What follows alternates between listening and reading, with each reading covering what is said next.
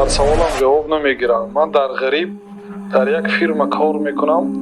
شیفمون بیاید جنگ یا حقارت کنه، برگدیرمون میگوید بابای ایشان آمد دعا و فاتحه کرد رفت. گناهکار نمیشود به همین گپش. همین سوال بسیار دادند واقعا.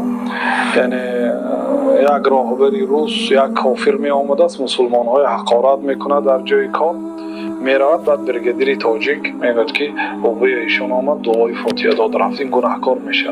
این گناهکار میشه. این اولش اینکه بابای ایشان نیست، دومش اینکه حقارتی او رو به دعا که عبادت است. الدعا هو العباده، دعا عبادت است، به دعا تشبیه کردن این خطری عظیم دارد. میدانیم که مقصد غالبا برای خنداندن دیگرها میگوید، لیکن عمل نادرست است، گناه کبیره است، احتمال کافر شدنش هست به این گپ. و همین یک سخنش کفر اکبر را چی گفت؟ کفر نیست. ثانیا در این مسئله انجام دهنده را کافر نیست گفت. ثالثا در این مسئله عذر المشرک وجود دارد. از اول تا آخر سه کفر اکبر. اولین کفرش استهزاء بر دین که کفر اکبر است. این گفت احتمال دارد که کفر باشد، کفر اکبر نمیداند که کفر است. دومش کسی که این عمل را انجام داد تکفیر نمیکند، زیرا که این کفر نمیداند. سوم کسی که استهزاء کننده را تکفیر نکرد، عذر المشرک را هم تکفیر نمیکند. سه کفر. اما الله سبحانه و تعالی در قرآن دیگر چیز میگه. الله اولا میگه که ولقد قالوا کلمة الكفر و کفروا بعد ایمانه. به تحقیق گفتن کلمه کفر را و کافر شدن بعد از ایمانشان. معنی این همین است که هر کسی که کلمه کفر را گفت کافر است. و همین استهزاء به اجماع صحابه و تابعین و سلف صالح سه قرن اول به اجماع تا امروز علمای اهل سنت اجماع میکنن که استهزاء این کفر اکبر است. السلام علیکم و رحمت الله و برکاته. علیکم السلام. حضرت سوال من همی بود که مثلا خداوند همه گناه ها را میبخشه غیر از شرک. همینجا مسئله کفر، کسی که به یک آیت قرآن اگر کفر کنه، مثال انکار کنه، همو را خداوند باید میبخشه یا که وی ابدا مثال در جهنم است؟ مسئله الله تعالی غیر شرک دیگر گناه را نمیبخشد، یعنی که در آخرت هستی. یعنی بی توبه اگر از دنیا گذرد، بی توبه از دنیا گذرد، بله اگر شرک آورده باشد، الله تعالی در دو جای قرآن کریم ان الله لا یغفر ان یشرک به و یغفر ما دون ذلک لمن یشاء گفت. الله تعالی نمیبخشد اینکه به او شریک آورده شود، لیکن غیر شرک را به کسی خواهد میبخشد. و بعض کفرها در نوبت خود با شرک هست و بعض کفرها در نوبت خود شرک نیست. انا همان کفرها را احتمال هست که الله تعالی به کسی خواهد شاید بخشد. الله المستعان. الله المستعان. این چی جهل است، این چی مذهب جهمی است و این چی کفر اکبر است که میگوید که بعضی از کفرها در نوبت خود شرک اکبر است. یک جهل است. آخر همه شرک در زیر کفر است. و میگه بعضی از کفرها در نوبت خود شرک اکبر نیست، احتمال است که الله ببخشد. دشنام دادن الله آیا به باب شرک داخل میشد اگر شرک و کفر جدا بکنید؟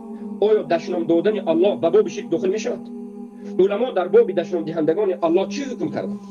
ردت گفتن این مرتد است، کافر است، اگر توبه نکرده بمیرد خالدن مخلدن فی النار ابدا هست. لیکن نگفتن که این مشرک است. استهزاء کننده دین را آیا گفتن که مشرک است؟ الله استهزاء کننده دین را حکم به کفر کرد، تکفیرشون کرد، عذرش تکفیر کرد. عیناً کفر اکبر هم معناش همین به شرک اکبر است. حکم کفر اکبر هم مثل شرک اکبر است. الله نمی بخشد شرک اکبر و کفر اکبر را. کسی که کفر اکبر و شرک اکبر را انجام داد و توبه نکرد و وفات کرد، در روز آخرت الله کفر اکبر و شرک اکبر انجام دهندگان را نمیبخشد و غیر از این دیگر، البته شرک اصغر را هم نمیبخشد. در این مسئله مذهب اهل سنت رو بیان کرده هستیم. و غیر از این دیگر گناه ها را، یعنی گناه های کبیره را که زنا هست و شرابخوری هست و مثلا دیگر از گناه های کبیره هست، در زیر مشیت الله مستحق عذاب الله است. کسی را خواهد میبخشد، کسی را خواهد اول عذاب میدهد. یعنی در گناه کبیره، نه در کفر، نه در کفر اکبر، اعوذ بالله، احتمال دارد. میگه یعنی ناحقی حکم کرد، طبق فرموده الله تعالی و طبق نازل کرده الله تعالی حکم نکرد، طبق قرآن حکم نکرد، طبق سنت حکم نکرد. و من لم یحکم بما انزل الله، الله تعالی میگه کسی حکم نکند به غیر آنی که الله نازل کرد، حکم کند به غیر آنی که الله نازل کرد، یعنی به دیگر چیز، فاولئک هم الکافرون، اینا کافر هستند. ابن عباس در تفسیر همین آیات چی گفتن؟ قال لیس بالکفر الذی تذهبون الیه، این کافری که الله تعالی در اینجا گفت نه اون کافری که شما میفهمید. گفتم انه لیس بکفر ینقل عن المله، این کفر نیست که از ملت اسلام نقل کند به بیرونی، این کفر نیست که از ملت اسلام نقل کند به بیرونی. مستدرک حاکم کتابی است که امام حاکم اون حدیث هایی که صحیح است در نزد خودشان و باید اون حدیث ها در داخل صحیح بخاری و مسلم می آوردن، ولی بخاری و مسلم روایت نکردن، برای اینکه امام بخاری گفتن که و ما ترکته من الصحاح اکثر، حدیث های صحیحی که در بیرون صحیح بخاری هست بسیارتر است از اونی که در داخل صحیح بخاری است. کی اگر گپ داشته باشد رود به عبدالله ابن عباس حبر الامه و ترجمان القرآن. سندی این روایت را حاکم در مستدرکش روایت نموده است که مستدرک یعنی معنایش حدیث بخاری مسلم را باید در اون باشد. این سخن رو به یک طرف گذاشت. مستدرک امام حاکم را هزارها علما 30% و بعضی از علما زیادتر از این را ضعیف می‌دانند. در مستدرک امام حاکم بودن حدیث این دلالت به این نمی‌کند که 100% به مانند صحیح بخاری و مسلم است. یکون مثلا دوم این روایت را همه علمای محققین ضعیف می‌دانند که از هشام بن حجیر ان طاووس نبیه ان عبدالله بن عباس همه ضعیف میدونن. اگر صحیح باشد هم میگن که این در یک مسئله معین است. میگن اگر برای بگوید که خیلی صحیح است در یک قضیه معین که انسان همینجا خودش گناهکار بودنش دارد، حکم الله دارد و حکم غیر الله شرک کفر دارد. یک حکم غیر الله گوید که من میگم به جای حکم الله تبدیل این حکم به دیگر شرک تبدیل شرک مبدل داخل شد. از مسجد آمدن من کردم، مسجد در کنج زندان بود، در یک طرف دیگر زندان. وقتر اینه من کردم، گفتن ساعت 6 پدیام است، همون وقت نماز ساعت 4 قضا میشد، آفتاب در تابستان ساعت 4 میبراد الکه یا 3 میبراد. بعد آمدن یک روز دیگه گفتن که نماز به جماعت نخوانید. گفتن که طهارت کردن من کردن، برای اینکه اینا میخیزن طهارت کردن اومدن اول نماز من کردن، نماز تنها گذار خواندن من کردن، یعنی تا ساعت 6 نشود نمازاتون نمیخوانید. بعد آدما نماز اگر در نماز قپن دیله میکردن، آدم اگر اومد بر بالای کراوات میپرتافتن گویا خواب هستن، در نیمی نماز خودشون رو به خواب میانداختن چون که اومد. و همه هم نمازخوان بودن، لیکن نبینه دشمنای اسلام های چخل کرد است تاجیک نمازخوان مسلمان اومده به نماز شما رو میقپد دیله میکنن. و همه هم نمازخوان بودن، لیکن نبینه دشمنای اسلام های چخل کرد است تاجیک نمازخوان مسلمان اومده به نماز شما رو میقپد دیله میکنن. نمازخوان مسلمان اومده به نماز شما رو میقپد دیله میکنن. البته که روز تا روز کفریات و شرکیات این کس روز تا روز رفته زیاد شده ایستاده است و مردم هم به این کفر و شرک این نجس البته که مبتلا شده و به این گرفتار شده گمراه شده رفته ایستادن و ما البته که این چیزها را دیده فهمیده برای ما واجب است که ما به این گونه انسان ها رد بزنیم. که کسی که یک مسلمان رو به نماز قپیده به حکم کفر و شرکی به حکم دموکراتی و به حکم وضعی که انسان برآورده است و اون حکم میکنه چی است؟ او یعنی که او حکمی که برآورده است این حکم در نزد این گونه جهمی ها حکم چی است؟ حکم اسلامی است. یعنی که به حکمی که اونها حکم میکنند اون حکم اونها را کفر نمیدونند، به همین سبب اونها را مسلمان میگوید و اونها را تکفیر نمیکنند. و این در بسیاری از دیگر زاپیس هاش هم کسانی که به نام علی گفته میکشند، کسانی که به نام حسن و حسین گفته میکشند اونها را نیست، یعنی ذبح بسم الحسین بسم العلی گفته میکشند، اونها را نیز میگوید مسلمان های هستند که به نام علی میکشند، مسلمان هایی هستند که به نام حسین میکشند. یعنی یک انسان میتواند هم شرک را بکند، میتواند هم مسلمان باشد در نزد این جهمی ها. میگویند کافرها یعنی به ایمان ها جایشان جهنم است و کودکان آنها یعنی خردسالان کافرها وقتی بمیرند 5 ساله 6 ساله آنها به جنت میدارند یا که به دوزخ؟ بله، قول صحیح کودکای غیر دین ها اگر حالی به بلاغت نرسیده از دنیا گذرند اونا اهل بهشت هستند، چون که حالی آنها گناه نکردند. الله تعالی یک آدم حالی به گناهی نکردگیش جزا نمیده. مذهب اهل سنت و جماعت را میگیم. مذهب اهل سنت و جماعت به اجماع علمای این امت، یعنی به اجماع سلف صالح، صحابگان تابعین، این است که هر فرزندی که به این دنیا تولد می شود حکمش حکم پدر و مادرش است و بالخصوص حکم پدرش است. پدر و مادر مسلمان است، فرزند مسلمان است. پدر مسلمان است، فرزند مسلمان است. پدر و مادر کافر است، فرزند حکمش در این دنیا کافر است. اما این حکم دنیوی است نه اخروی. یعنی این کودک خودش یگان عملی شرکی را انجام نداد و این کودک یگان سخنی شرکی یا کفری را نگفت. از او نه اسلام و نه ایمان، نه اسلام و ایمان و نه کفر و شرک ثابت نشد.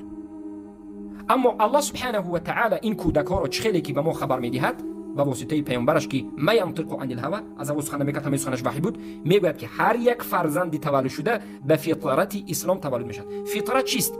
یعنی کسان کودکایی که درونش پاک از کفر و شرک است و مائل به اسلام است.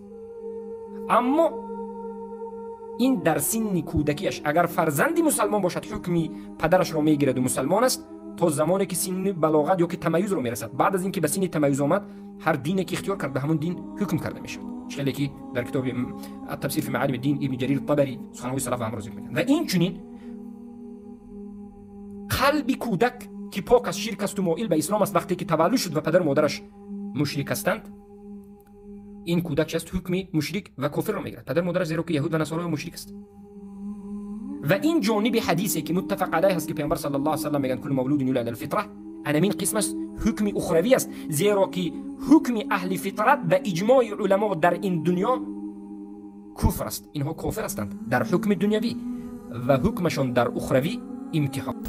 استاد جان اگر مردی که عقیدهش را نمیداند اما نماز میخواند دخترش را به زنی گرفتن ممکن است یا نه؟ اگر مسلمان باشد امتحان کردن عقیده بدعت است. امام بخاری گفتن که امتحان الناس فی الاعتقاد ابتداع، امتحان کردن مردم در عقیده بدعت است. یا آدم چند سوال میتید الله در کجا هست، همین خیلی سوال ها میتید، با همین واسطه اشعری هست یا سلفی هست، برای جدا کردن همین سوال بدعت است. مسئله سوال نظر بگید در مسئله دختر دادن.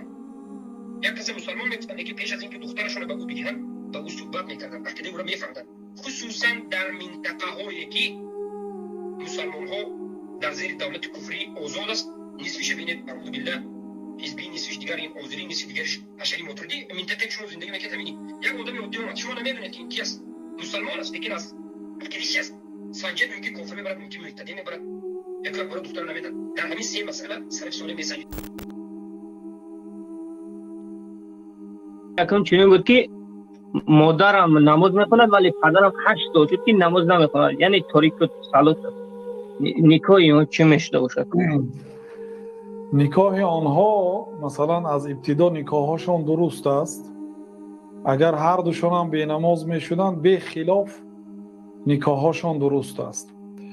اگر هر دوشان به نماز باشد به خلاف نکاحشان درست است، چون که الله تعالی نکاحهای کافرها را هم در قرآن اقرار کرد. و امرأة فرعون، زن فرعون گفت الله تعالی، یعنی زن فرعون با وجود اینکه فرعون یک کافر یا بدبخت ترین مخلوق دعوای الوهیت میکرد، انا ربکم الاعلی، من پروردگار بزرگ شما، گفت زنش مسلمان بود، الله تعالی زن فرعون گفت، یعنی نکاح آنها را اقرار کرد.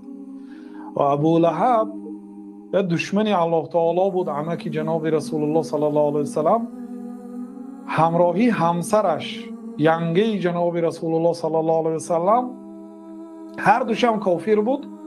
الله تعالی در قرآن کریم و امرأته حمالة الحطب، زنی ابو لهب هم همراهی ابو لهب واردی دوزخ می شود. زنی ابو لهب گفت، یعنی نکاح دو کافر اقرار کرد. لیکن وقتی که یک بنده نمازخوان است و یک بنده بی نماز است، نکاح آنها یا درست است یا نیست، این مسئله اختلافی است. اگر پدرتان گوید که نماز فرض است، من باید نماز خوانم، لیکن افسوس که من تنبل هستم، حالی میخوانم انشاءالله میخوانم، گوید اگر، این در نزد امام ابو حنیفه و امام مالک و امام شافعی این مسلمان است، نکاح آنها نکاح است. منهج این است که هر چیزی که صحابگان اجماع کردند بعد از صحابه، خواه تابعین اختلاف گویند خواه تبع تابعین، این اختلاف شاذ است، این اختلاف غیر معتبر است، این اختلاف مردود است، رد کرده میشه. کی حق دارد که بعد از اجماع صحابه اختلاف کنه؟ اختلاف شد، اگر شده باشد مردود است. این اختلاف را خطا میگه، گناه میگه، ترک میگه. در مسئله تارک الصلات صحابه اجماع کردند، آیا در بین اهل سنت و جماعت اختلاف شد؟ نه، در بین اهل سنت اختلاف نشد. یک فرقه بدعتی مرجعی که تمام سلف اجماع کردند که مرجع مبتدعتون ضلال، مرجعه مبتدی ضلال هستند، گمراه هستند. مرجعه ها آمدند تارک الصلات کافر نیست. کی گفت که اینها اهل سنت است؟ کی گفت که در مسئله تارک الصلات در بین اهل سنت اختلاف است؟ مرجعه آیا اهل سنت است؟ ابو حنیفه مرجع بودند، آیا مرجعه اهل سنت گفته میشن که در بین اهل سنت اختلاف است؟ اما قولی که نسبت به امام شافعی و امام مالک داده میشد که امام شافعی و مالک هم تارک الصلات را کافر نمی‌دانند، این ضعیف است و متاسفانه من قول ضعیف قول مرجعی خیلی مشهور از نام مشایخ است، اما ضعیف است. خیلی که اسحاق بن راهوی نقل کرده پیش از اینها از اجماع و بعد از اینها مروزی از امام شافعی مالک نقل میکنه، مروزی از امام شافعی مالک نقل میکنه. در مسئله العذر بالجهل صحابگان اختلاف نداره، یک نفر از صحابه اختلاف نداره، مجمع علیه است. مسئله جهل در شرک اکبر کفر اکبر ظاهر عذر نبودنش این مجمع علیه است. وقتی که همین مسئله تارک الصلات در بعضی صحبت ها ما نقل کردیم که مسئله اختلافی هست، بعضی ها ما رو لعنت کردن که الله تو رو لعنت کند، این مسئله اختلافی نیست. خیلی مسئله اختلافی نیست برادرها، چشم کشایید، کتاب ها رو گرید خوانید. جمهور علما تارک الصلات آدمی که نماز نمیخواند و مسلمان میدانند. اگرچه امام احمد، امام بخاری مسلمان نمیدانند. آخه اختلاف موجود است در کتاب ها. استاداتون پرسید یا آدم علمدارتر پرسید و چیزی که هست چه خیلی انکار کنیم، چه دروغ گوییم برآمده به مردم. و اولین آن شرک است. وقتی که کسی به ما سوال داد که کسی اگر تحقیر دین کند، آیدی تحقیر دین یا مسخره کردن با دین بود، ما گفتیم که این عمل کفر است، ولی گفتیم که این گناهی کبیره است. بسیار برادرها اعتراض کردن که کفر را، شرک را تو گناهی کبیره گفتی. این است جهمیین و این است بازی اینها به دین. به خاطر چین این چنین سخنها را سهرابی عادلان میگه؟ به خاطر آن که جاهل بر دین است، به خاطر آن که در نزد علمای اهل سنت تعلیم گرفتگی نیست، در نزد علمای عقیده تعلیم گرفتگی نیست. من به این جهمی سوال کرده بودم وقتی که در بین من و شما، در بین من و او بحث و مناظره شده بود، در نزد من برادرها بودند. من به او سوال کردم که یک علمای عقیده را بگو که در نزدش نشسته درس خونده باشی. و من میگه محمد مختار شنقیطی من در نزدش درس خوندم. من گفتم ما هم در نزدش درس خوندیم. خودت میدونی که غیر از مسائل فقهی محمد مختار شنقیطی در مسائل تفصیلات عقیدوی داخل نمیشه. محمد مختار شنقیطی کتاب عمدة الاحکام از اول تا آخرش از باب آب شروع میشن و به احکام به پایان میرسه، موقع از جانب فقهی. به مسائل عقیدوی درایند هم عمومی میدارن، نه تفصیلی. یک علمای عقیدوی رو به من گفتگی نیست، نمیتواند که بگوید. در نزد علمای عقیده نشستگی نیست، نمیشناسه، علمای عقیده رو نمیشناسه. تاریک الصلات رو کافر گفتن رو خوارجی میدونه. مرحمت برو به ما گفته بود. یک جهمی جاهل بیش نیست، لیکن خیلی متکبر است. اینقدر متکبر است که هیچ کس رو نظرش نمیگیرد بجز قاش خودش، بجز انمون کبر و غرور خودش. او میخواهد که به دین الله بازی کنه. گفتی مردم او شوربا رو خام شمرده است، توشبیره رو خام شمرده است. میگن این بیشه رو بیشر دیده است. او فکر کرده است که در دین الله دیگر کسی نیست، حمایت کننده دین الله نیست، فداکارها در این دین الله نیست. خودش را کم کدام آسمانی حس میکند. جاهل جهمی خبیث مشرک در دین الله بازی میکند. یک کفر، دو کفر، سه کفر، چهار کفر. هر کفری که است میاد احتمال دارد که کفر است. کافرهایی که کفرشون کفر اکبر است و به شرک همراه نیست، یعنی کفری که از باب شرک نیست، اینها جنت می‌دارند. میگه مسئله عذر بالجهل اختلافی است. میگه در نزد این عذر المشرک اصلا وجود ندارد. عذر المشرک که سلف صالح اجماع کردند که عذر المشرک به دو قسم تقسیم می شود. فهم، اهل فهمش کافر است، اهل جهلش مسلمان است، فهمانیده می شود قبول نکرد، اینم کافر است. میگه این مذهب خوارج است. سلف صالح خوارج میگه. سوم مناطق کفر دیگرش کافر حالی مسلمان میگه. استهزا کرده که کافر است در دین الله، این در نزد این مسلمان است. در نزد دین الله استهزا کننده کافر است. جنازه خوانده نمی شود، موالات کرده نمی شود، دعا درکش کرده نمی شود، به قبرستان مسلمان گرانیده نمی شود. اگر توبه نکرده بمیرد جهنمی است. در نزد این جهمی سهراب عادلیان این آدم مسلمان است، به این موالات برادری کرده می شود، جنازه خوانده می شود، به قبرستان مسلمان گرانیده می شود، در حقش دعا کرده می شود و این جنتی است. والله فرق دین الله در دیگر وادی است، قرآن و سنت در دیگر وادی است، مذهب سلفی امت در دیگر وادی است. سهراب جهمی و دوستداران و شاگردانش در وادی دیگر است، در وادی شیطان است. فرق این دو قول حق و قول باطل این جهمی ها فرق بین زمین و آسمان است. آخر این یک کفر نیست. پیش از این ما رد زده بودیم، در یاد داشته باشید کافران را بخشیده می شوند. گفت من 10 آیت را آوردم که الله در قرآن نسبت به مشرک دیده کلمه کافر و کافران را بسیارتر در جهنم باقی می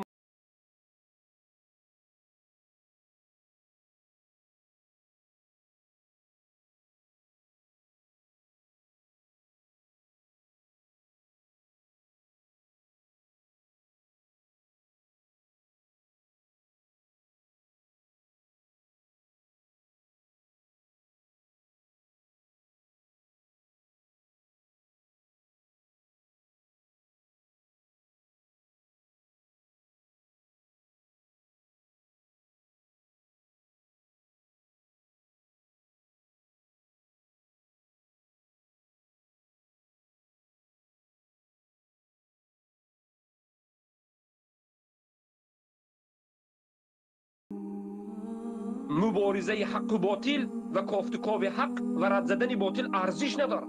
در نزد اینها یک ارزش است، ارزش نفس پرستی، ارزش شهرت، ارزش آب روح.